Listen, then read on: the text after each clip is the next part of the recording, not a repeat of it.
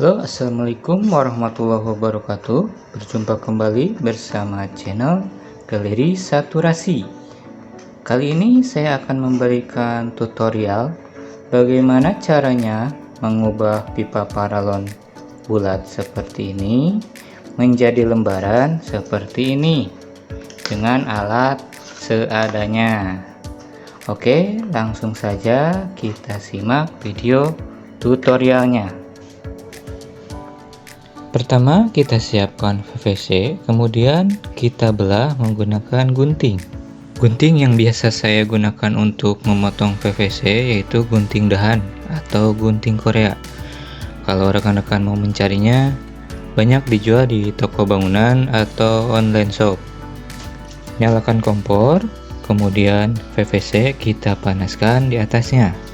Diusahakan jangan terlalu dekat dengan api, minimal 10-15 cm jarak PVC dari api. Panaskan PVC dengan cara memutar-mutar seperti ini agar panas api bisa merata ke seluruh permukaan. Kita bisa menggunakan tang sebagai alat bantu untuk memegang PVC.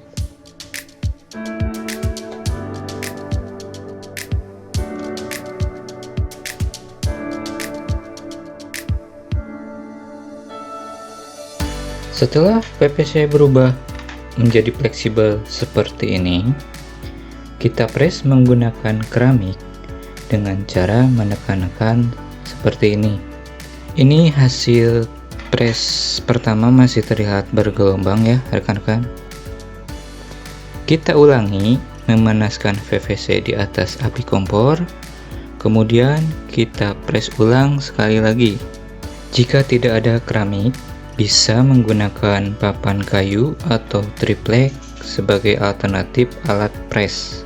Setelah dirasa cukup, maka hasil proses pembentukan PVC menjadi lembaran kurang lebih seperti ini. Nah, rekan-rekan, itu saja tutorial singkat kita kali ini. Semoga bisa bermanfaat dan dapat menginspirasi. Tetap semangat dan selalu jaga kesehatan. Akhir kata saya pamit. Keep salawat. Allahumma sholli ala Muhammad. Wassalamualaikum warahmatullahi wabarakatuh.